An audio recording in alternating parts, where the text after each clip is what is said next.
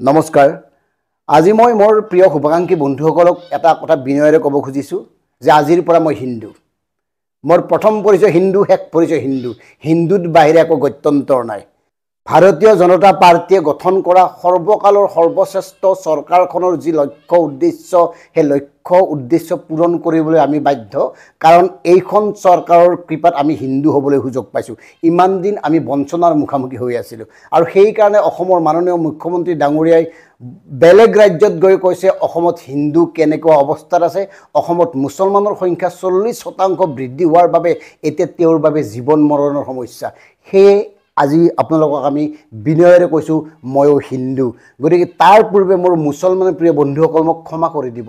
মই প্ৰথমতে হিন্দু হৈ মোৰ সমস্যাখিনি সমাধান কৰি লওঁ, তাৰপিছত আমি আপোনালোকৰ সমস্যাখিনি সমাধান কৰিব পাৰোঁ নেকি চাওঁ। মই হিন্দু হিচাপে এইখন মাননীয় চৰকাৰক অনুৰোধ কৰিছোঁ, অন্ততঃ হিন্দুৰ বাবে মূল্য বৃদ্ধি কৰক, অন্ততঃ হিন্দুৰ বাবে পেট্ৰল ডিজেলৰ দাম কম কৰক, অন্ততঃ হিন্দুসকলৰ বাবে খাদ্য সামগ্ৰীৰ মূল্য কম কৰক। এইকেইদিন ইমান অৱস্থা, বানাক্ৰান্ত জনতা, ক'তো খাবলৈ নাই, শাক পাচলিৰ মূল্য আকাশলংঘী, 100 টকাৰ তলত কোনো শাক পাচলি কিনিবই নাপায়। অন্ততঃ হিন্দুসকলৰ বাবে কিবা এটা কৰক। চিকিৎসাৰ ক্ষেত্ৰত হিন্দুসকলৰ বাবে কিবা এটা কৰক। চৰকাৰী হস্পিটেলত হিন্দুসকলে অন্ততঃ বিশেষ সুবিধা পোৱাৰ ব্যৱস্থা কৰক। ঔষধৰ দাম হিন্দুসকলৰ বাবে কমাওক। এই যে পৰীক্ষাগাৰ, বিভিন্ন পৰীক্ষাগাৰত MRI, CT স্কেন, বিভিন্ন ধৰণৰ পৰীক্ষাত যে আকাশলংঘী মূল্য দিব লাগে, অন্ততঃ হিন্দুসকলৰ বাবে কম কৰক। ব্যক্তিগত খণ্ডৰ হস্পিটেলৰ ক্ষেত্ৰত হিন্দুসকলক যাতে কম খৰচত সুলভ মূল্যত চিকিৎসা কৰি দিয়ে, অন্ততঃ তাৰেই ব্যৱস্থা কৰক। এই যে ব্যক্তিগত খণ্ডৰ বিদ্যালয়বিলাকত ইমান টকা খৰচ, অন্ততঃ হিন্দুসকলৰ বাবে কম কৰিব কওক। অন্ততঃ হিন্দুসকলে পঢ়ি থকা চৰকাৰী বিদ্যালয়বিলাক নতুনকৈ গঠন কৰক, নতুনকৈ নিৰ্মাণ কৰক, বন্ধ নকৰিব। একত্ৰীকৰণৰ নামত বিগত 8 বছৰত অসমত 8,000তকৈ অধিক প্ৰাথমিক স্কুল বন্ধ হৈছে। অন্ততঃ হিন্দুসকলে পঢ়ি থকা স্কুলবোৰ বন্ধ নকৰিব। অন্ততঃ হিন্দুসকলৰ ছাত্ৰ ছাত্ৰী পঢ়িব পৰাকৈ চৰকাৰী মাধ্যমৰ বিদ্যালয়ৰ আন্তঃগাঁথনি উন্নত কৰক, তেওঁলোকক বিনামূলীয়াকৈ সকলোবোৰ সুবিধা প্ৰদান কৰক। অন্ততঃ হিন্দুসকলৰ বাবে অসমীয়া ভাষাটো APSCত প্ৰচলন কৰক। অন্ততঃ হিন্দুসকলৰ উন্নয়নৰ বাবে অসমক বিশেষ ৰাজ্যৰ মৰ্যাদা যে কৰ্তন কৰিছে পুনৰ ঘূৰাই আনক। অন্ততঃ হিন্দুসকলৰ ভৱিষ্যত সুৰক্ষিত কৰিবৰ কাৰণে, তেওঁলোকৰ ল'ৰা ছোৱালী সুৰক্ষিত কৰি ৰাখিবৰ কাৰণে সাংবিধানিক ৰক্ষা কৱচটো দিয়ক। এয়ে আমাৰ বিনম্ৰ অনুৰোধ। আৰু অনুৰোধ আছে, মোৰ দুজনমান বন্ধু হস্পিটেলৰ পৰা ঘূৰি আহিবলগীয়া হৈছে, তেওঁলোকৰ ভৰিখন প্ৰায় ঘা হৈছে, হস্পিটেলে চিকিৎসা কৰে নাই। অন্ততঃ হিন্দুৰ স্বাৰ্থত এই কাম কৰিব নিদিব। অন্ততঃ হিন্দুৰ স্বাৰ্থত টোল গেটৰ মাচুল কম কৰক। অন্ততঃ হিন্দুসকলৰ বাবে মাচুল ৰেহাইৰ ব্যৱস্থা কৰক টোল গেটত। এই যে টোল গেট, এখন গাড়ী কিনি বিভিন্ন ধৰণৰ টেক্স দিওঁ, বিভিন্ন ধৰণৰ বীমা কৰোঁ, আৰম্ভণিৰ পৰা কেৱল দিওঁতে যায়, তাৰ উপৰি ৰাস্তাত টোল গেটত এই যে মাচুল দিব লাগে, অন্ততঃ হিন্দুসকলৰ বাবে সেইবোৰ ৰেহাই দিয়ক।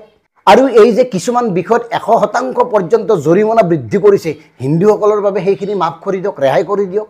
এগৰাকী হিন্দু হিচাপে এই বিনম্ৰ অনুৰোধ যে একাংশ হিন্দু লোকে এতিয়াও দুৰাৰোগ্য ৰোগ লৈ গোপনে ঘৰতে আছে, কাৰণ তেওঁলোকৰ হাতত চিকিৎসা কৰিবলৈ অৰ্থ নাই। তেওঁলোকৰ অৱস্থা পানীত হাঁহ নচৰা হৈছে। তেওঁলোকে আপোনালোকে দিয়া 1200 টকাৰে ল'ৰা ছোৱালীক পঢ়ুৱাব নে নিজৰে চিকিৎসা কৰিব? অসংখ্য সমস্যা, একাধিক সমস্যাই হিন্দুসকলক যে হেঁচি ধৰিছে, তাৰ পৰা অন্ততঃ মুক্ত কৰক। কোনো হিন্দু শিশুৱে মৰিব লগা নহয়। হিন্দু শিশু যাতে নিৰাপদে থাকে, হিন্দু শিশুৱে যাতে জন্মৰ পিছতে কোনো সমস্যাৰ সন্মুখীন নহয়, তাৰ কাৰণে উচিত খাদ্য যোগান ধৰক হিন্দু প্ৰসূতি মাতৃসকলক। আৰু এটা অনুৰোধ, হিন্দু যুৱকসকলে যাতে ক'তো চাকৰি বিচাৰি গৈ মৃত্যুৰ সন্মুখীন হ'বলগীয়া নহয়, তাৰ ব্যৱস্থা কৰক। হিন্দুসকলৰ বাবে উদ্যোগ স্থাপন কৰক। কোনো হিন্দু সন্তানে যাতে আধাতে স্কুল সামৰিবলগীয়া নহয়, কোনো হিন্দু সন্তানে যাতে টকাৰ অভাৱত নামভৰ্তি নকৰাকৈ থাকিব নালাগে। এই বিষয়বোৰ চাওক চৰকাৰ বাহাদুৰ, কাৰণ আমি হিন্দু, আপোনালোকে যি কয় তাকেই শুনিম। আৰু এই যে সুদীৰ্ঘ দিন ধৰি শিক্ষকসকলক বঞ্চিত কৰা হৈছে, টেট শিক্ষকৰ নামত, কণ্টেক্সুৱেল ঠিকাভিত্তিক শিক্ষকৰ নামত, অন্ততঃ হিন্দু শিক্ষকসকলক উচিত মৰ্যাদা দিয়ক, প্ৰাপ্যখিনি দিয়ক। এই যে অংগনবাদী কৰ্মী সহায়িকাসকল, এই যে মধ্যাহ্ন ভোজনৰ কৰ্মচাৰীসকলে সুদীৰ্ঘ দিন ধৰি আন্দোলন কৰি আছে, তেওঁলোকে ৰাজপথলৈ ওলাই আহিবলগীয়া হৈছে। অন্ততঃ হিন্দু মহিলাখিনিৰ বাবে তেওঁলোকে বিচাৰি থকাখিনি, ইমান দিন যে তেওঁলোকে বিচাৰি আন্দোলন কৰি আছে, সেইখিনি দিয়ক। কিয় নিদিয়ে? চৰকাৰ বাহাদুৰ, আৰু এটা অনুৰোধ কৰোঁ, কোনো হিন্দু লোক যাতে অনাহাৰ অনিদ্ৰায় দিন কটাবলগীয়া নহয়। হিন্দুসকলে যাতে নিজে নিজৰ ভৰিত থিয় হৈ থাকিব পাৰে, হিন্দুসকলে যাতে কাৰো ওচৰত ভিক্ষাৰীৰ দৰে হাত পাতিবলগীয়া নহয়, তাৰ ব্যৱস্থা কৰক চৰকাৰ বাহাদুৰ। অন্তত হিন্দুসকলৰ বাবে চিলিণ্ডাৰৰ দামটো কমাওক, অন্তত হিন্দুসকলৰ বাবে বিদ্যুৎ মাচুল কমাওক, অন্তত হিন্দুসকলৰ বাবে জীৱনদায়িনী ঔষধৰ মূল্য ৰোধ কৰক চৰকাৰ বাহাদুৰ। এগৰাকী হিন্দু হিচাপে এয়া আমাৰ বিনম্ৰ অনুৰোধ। নহ'লে ৰঙা কাপোৰ পিন্ধি ৰঙা ফট লৈ হিন্দুত্বৰ নামত দালালি কৰি সৌৱে বাৱে নামে বেনামে অগাধ সম্পত্তি গঢ়ি কেৱল বিভাজনৰ ৰাজনীতি কৰি হিন্দু মুছলমানৰ ৰাজনীতি কৰি আপোনালোকে যদি বৃহত্তৰ অসমীয়া জাতি গঠন প্ৰক্ৰিয়াক তছনছ কৰিব খুজিছে, তেতিয়াহ'লে এই ৰঙা তিলক পিন্ধি আপোনালোকক সাৱধান কৰি দিছোঁ, আপোনালোকৰ এই ইচ্ছা কোনোদিন পূৰণ হ'বলৈ নিদিয়ে। বৃহত্তৰ অসমীয়া জাতীয় জীৱনৰ লগত লীন যোৱা বিভিন্ন জাতি জনগোষ্ঠীৰ লোকসকলে, সি হিন্দুৱে হওক, সি মুছলমানে হওক, সি খ্ৰীষ্টানে হওক, সি ছায়ে হওক, উন্নয়নৰ নামত বৃহৎ শূন্য কেৱল শ্লোগান আৰু বিজ্ঞাপন, আৰু তাৰ পিছত আপোনালোকে হিন্দু মুছলমানৰ নামত সংকীৰ্ণ ৰাজনীতি কৰি, হিন্দু মুছলমানৰ নামত সাম্প্ৰদায়িক ৰাজনীতি কৰি আপোনালোকে কেৱল নিজৰ গাদীখন সুৰক্ষিত কৰিব খুজিছে।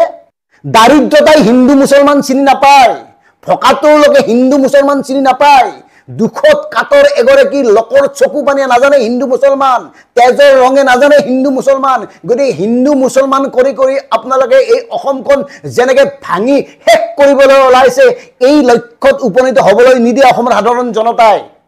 গতিকে সময় থাকোঁতে অসমৰ প্ৰতিটো ধৰ্মৰ প্ৰতিগৰাকী সচেতন লোকে এই ধৰণৰ নিকৃষ্ট কৰ্মকাণ্ডৰ বিৰুদ্ধে সাজৰে প্ৰতিবাদ সাব্যস্ত কৰক।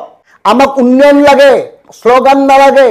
আমি আত্মনিৰ্ভৰশীল হ'ব খোজোঁ, আমি হিতাধিকাৰী হ'ব নোখোজোঁ, আমি আমাৰ ভৰিৰ ওপৰত থিয় দিব খোজোঁ, আমি আমাৰ ভৱিষ্যত সুৰক্ষিত কৰিব খোজোঁ, আমি আমাৰ ভৱিষ্যত আপোনালোকৰ চৰণত, আপোনালোকৰ ভৰিত সমৰ্পণ কৰিব নোখোজোঁ। চৰকাৰ বাহাদুৰ এই কথা জানি লওক, এই কথা বুজি থওক।